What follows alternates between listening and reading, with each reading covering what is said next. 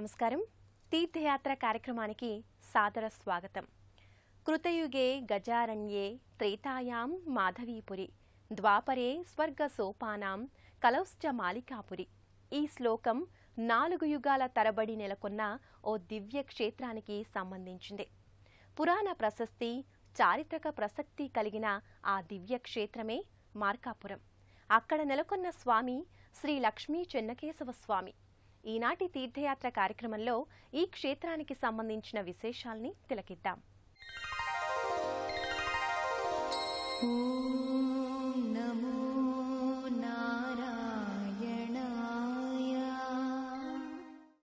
మార్కాపురంలోని శ్రీ లక్ష్మీ చెన్నకేశవ స్వామి మూర్తిని మార్కండేయుడు ప్రతిష్ఠించాడని పురాణ ప్రవచనం. మార్కండేయుడి పేరు మీదుగా మార్కాపురం అనే నామం స్థిరపడిందంటారు.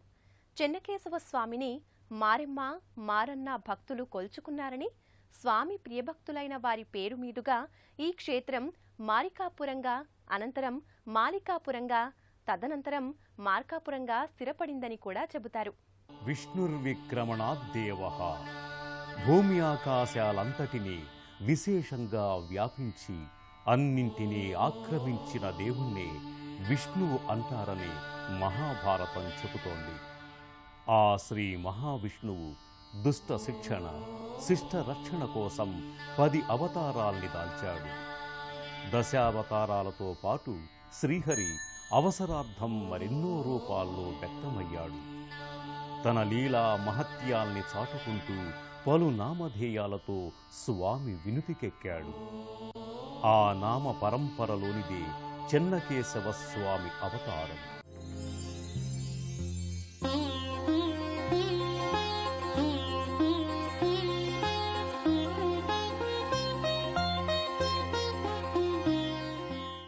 ఆ స్వామి శతాబ్దాల తరబడి పూజలందుకుంటోన్న దివ్య క్షేత్రం ప్రకాశం జిల్లాలోని మార్కాపురం.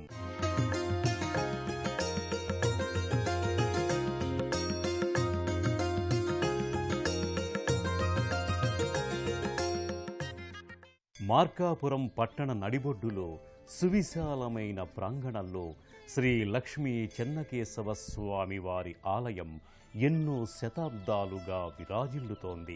7 అంతస్తులలో మహాగంభీరంగా సమున్నతంగా గోచరించే రాజగోపురం ఈ ఆలయ వైభవ ప్రాభవాలకు ప్రత్యక్ష సాక్షిగా నిలుస్తుంది.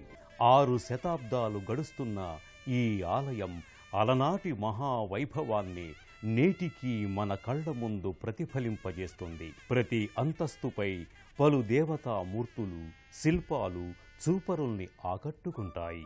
శిల్పకళా నైపుణ్యానికి, శిల్పుల పనితనానికి ఈ గోపురం ఓ మత్సుతునక.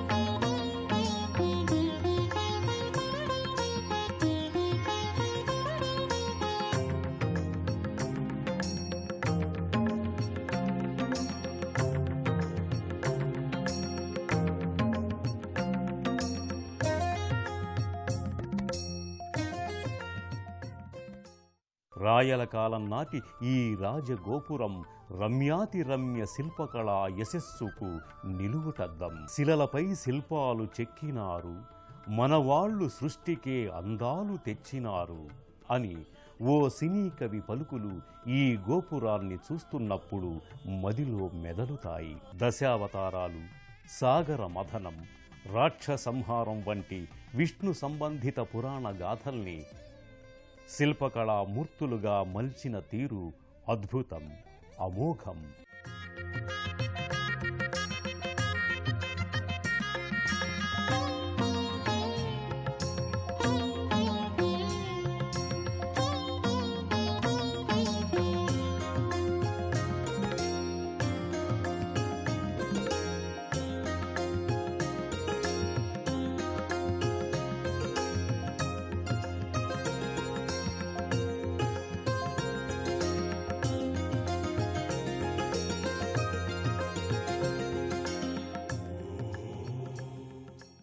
ఆలయ ముఖ మంటపంలో కూడా శిల్పుల కళా నైపుణ్యం ప్రస్ఫుటమవుతుంది. విభిన్నాకృతిలో ఉన్న రాతి స్తంభాలు భక్తుల్ని ముగ్ధుల్ని చేస్తాయి. స్తంభాలు ఆశాంతం శిల్పకళా సమన్వితంగా ఉంటాయి. శిల్పుల చేతిలో కరకునల్ల రాళ్ళు కూడా వెన్నముద్దల్లా కరిగిపోయాయి. వారి చేతిలోని ఉలికి దాసోహమన్నాయి. సృష్టికి ప్రతి సృష్టి చేసే శిల్పుల కళా ప్రతిభకు నీరాజనాల్ని సమర్పించాలనిపిస్తుంది. 6 శతాబ్దాల చరిత్ర కలిగిన ఈ రాతి స్తంభాలు నేటికి నాజూకుతనంతో నునుపుదేలి ముచ్చట గొలుపుతాయి. ఇంతటి కళా నైపుణ్యాన్ని సృష్టించటం ఎలా సాధ్యమైందని మనకు అబ్బురమనిపించక మానదు. రాయలవారి కళా పోషణకు, అలనాటి శిల్పుల కళా పాఠవానికి మనం జోహార్లు అర్పించాల్సిందే. షోడశ సంభాకృతులతో తీర్చిదిద్దిన ఈ ముఖమంటపం ఓ మహత్తర కళా వాటికగా భాసిస్తుంది. విష్ణు అవతార పరంపరలోదే కేశవస్వామి అవతారం. శ్రీహరి కేశవుడుగా మారటానికి, ఆ నామం స్థిరపడడానికి ఓ పురాణ గాథను నేపథ్యంగా చెబుతారు. కేసి అనే రాక్షసుడు ఘోర తపస్సు చేసి బ్రహ్మ వల్ల ఎన్నో వరాలు పొందుతాడు. ఆ వరాల బలగర్వంతో కేసి ప్రజల్ని, దేవతల్ని నానా ఇబ్బందుల పాల్చేస్తాడు. దాంతో దేవతలు శ్రీహరిని వేడుకుంటారు. కేసిపై శ్రీహరి యుద్ధానికి దిగుతాడు. శ్రీహరి శంకువు, సుదర్శన చక్రం, గదాయుధాలు కూడా ఏమీ చేయలేకపోతాయి. ఆ సందర్భంలో శ్రీ మహావిష్ణువు తన పాన్పు అయిన ఆదిశేషుణ్ణి కేసిపై ప్రయోగించి హతమారుస్తాడు. కేసిని అంతమొందించినందుకు శ్రీ లక్ష్మీ విభునకు కేసినామం స్థిరాకృతమైంది. అలాంటి ఆ స్వామి గర్భాలయంలో జగన్మోహనాకారుడై కొలువుదీరి భక్తుల్ని అనుగ్రహిస్తున్నాడు. గర్భాలయంలో మహాతేజో విరాజితంగా, జగజ్జేయమానంగా, జగదానందకారంగా, కమనీయ శోభితంగా, రమణీయ సమన్వితంగా, రమ్య మోహనంగా లక్ష్మీ చెన్నకేశవ స్వామి దర్శనమిస్తాడు. స్థానక భంగిమలో చతుర్భుజాలతో ఆయుధధారి అయి చెన్నకేశవుడు గోచరిస్తాడు. సర్వాలంకారయుక్తంగా సకల రాజలాంఛనాలతో చెన్నకేశవుడు చిన్మయ స్వరూపుడిగా దర్శనమిస్తాడు. కేసి అనే రాక్షస సంహారం చేసి కేశవనామధేయంతో స్వామి అలరారుతున్నాడు. రజత మకర తోరణ యుక్తంగా కిరీటం, నేత్రాలు, తిరునామం, కర్ణాలు, కవచాలంకృతంగా స్వామి దర్శనమిస్తున్నాడు. కృష్ణదేవరాయల నుంచి ఈ స్వామిని ఎందరో కొలుచుకుంటున్నారు. చక్రవర్తులు, రాజులు, సామంతులు, దండనాయకులు, మాన్యులు, సామాన్యులు ఇలా ఎందరెందరో స్వామికి భక్త పరాయణులుగా చిరయశస్సు పొందారు. చెన్నకేశవ, మొర వినరావా, ఆదుకోరావా, అండగానుండవా అంటూ భక్తులు ఆర్తిగా కీర్తిస్తే చాలు నేనున్నానంటూ స్వామి అభయమిస్తాడని భక్తుల విశ్వాసం. స్వామివారి పాదపీఠం దగ్గర గరుత్మంతుని రూపం ఉంటుంది. ఖగపతిపై సదా నెలకొన్న స్వామి విగ్రహం బహు అరుదు. అలాంటి విగ్రహాన్ని కళ్ళారా దర్శించుకుంటే చాలు పునర్జన్మ ఉండదని భక్తుల నమ్మకం. చెన్నకేశవుడు అలంకార ప్రియుడు. ఆ మాటకొస్తే ఆ అలంకార ప్రియత్వం విష్ణువు నుంచే ఉన్నది. భోగమూర్తిగా స్వామిని నిత్యం పుష్ప సుగంధ తులసీ మాలికలతో అలంకరిస్తారు. అందుకే చెన్నకేశవుడు పుష్పహాసుడయ్యాడు. మార్కండేయ స్వామి ప్రతిష్ఠించిన ఈ విగ్రహం భక్తజన మనోహ్లాద భరితంగా మురిపిస్తుంది, మైమరపిస్తుంది. చెన్నకేశవ స్వామి ఆలయానికి పక్కనే రాజ్యలక్ష్మీదేవి సన్నిధి ఉంటుంది. సకల కళలతో విరాజిల్లే రాజ్యలక్ష్మీదేవిని భక్తులు దర్శించుకుని అమ్మవారి అనుగ్రహానికి పాత్రులవుతారు.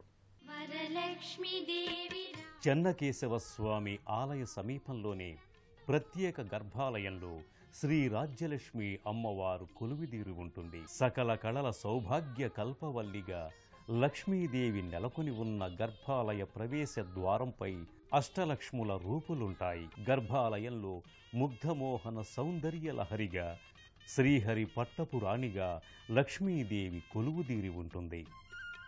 మామిడి పిందెల హారం, వంకీలు తిరిగిన రత్నహారాలతో సకలాలంకృతంగా చతుర్భుజి అయి జగన్మాత విరాజిల్లి ఉంటుంది.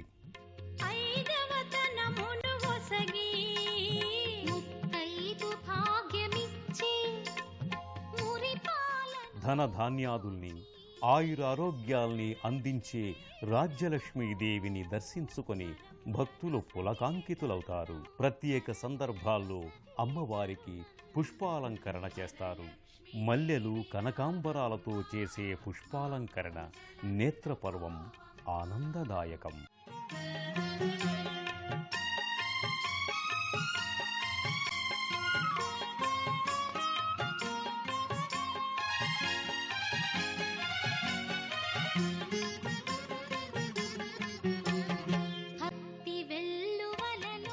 చేరువలోనే అభయాంజనేయ సన్నిధి ఉంటుంది. ఈ ఆలయ ప్రవేశ మార్గంపై ఆంజనేయుని పలు రూపా విశేషాలు భక్తులకు గోచరమవుతాయి. గర్భాలయంలో మారుతి ముకుళిత హస్తాలతో దాసాంజనేయునిగా, అభయాంజనేయుడిగా భక్తులకు దర్శనమిస్తాడు. ఆంజనేయ మందిరానికి చేరువలో ఓ ప్రత్యేక మంటపంలో శ్రీ సీతారామ లక్ష్మణుల దివ్యమూర్తులు నెలకొని ఉంటాయి. మార్కాపురం చెన్నకేశవస్వామి ఆలయానికి మరో విశిష్టత ఉంది. ప్రతి సంవత్సరం ఉత్తరాయణ పుణ్యకాలంలో సూర్యకిరణాలు స్వామివారి పాదాలపై పడి క్రమంగా శిరస్సు వరకు ఊర్ధ్వంగా పయనిస్తాయి. ఇదొక దివ్యాద్భుతమైన సన్నివేశం. అలనాటి దేవాలయ వాస్తు ప్రతిభకు నిదర్శనం. అలాంటి చెన్నకేశవస్వామి ఆలయాన్ని నిత్యం ఎందరో భక్తులు దర్శించుకుంటారు. స్వామిని ఆరాధ్య దైవంగా కొలుచుకుంటారు. మార్కాపురం లక్ష్మీ చెన్నకేశవ స్వామికి ప్రతి సంవత్సరం చైత్రశుద్ధ పౌర్ణమి నుంచి అమావాస్య వరకు 15 రోజుల పాటు బ్రహ్మోత్సవాలు కొనసాగుతాయి. ఈ ఉత్సవాలలో కళ్యాణోత్సవం ప్రధాన వేడుక.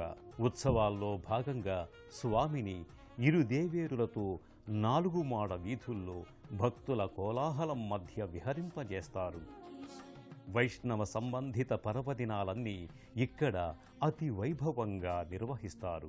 శిల్పకళా శోభ, ఆధ్యాత్మిక దివ్య ప్రభ జంటగా ఈ క్షేత్రంలో ప్రతిఫలిస్తాయి. సర్వే జనా సుఖినో భవంతు. సర్వం విష్ణుమయం జగత్. విశ్వమంతా విష్ణుమయం అనేది పురాణోక్తి. అన్ని ప్రాణులు తానే అయి అన్నింటా తాను వసిస్తూ సకల జీవులకు స్వామి చైతన్య ప్రదాత అయ్యాడు. ఆ విష్ణు స్వరూపమే చెన్నకేశవుడు. ధనుజ సంహారం కోసం ఈ మూర్తిమత్వంతో ప్రకటితమయ్యాడు. కేశవుణ్ణి ఆశ్రయించి ఆరాధించడం ద్వారా మనలో ఉండే దుర్లక్షణ దుర్జన స్వభావాలు అంతమై సర్వ సుఖశాంతులు కలుగుతాయని పురాణోక్తి. మరో క్షేత్ర సందర్శనంతో కలుసుకుందాం.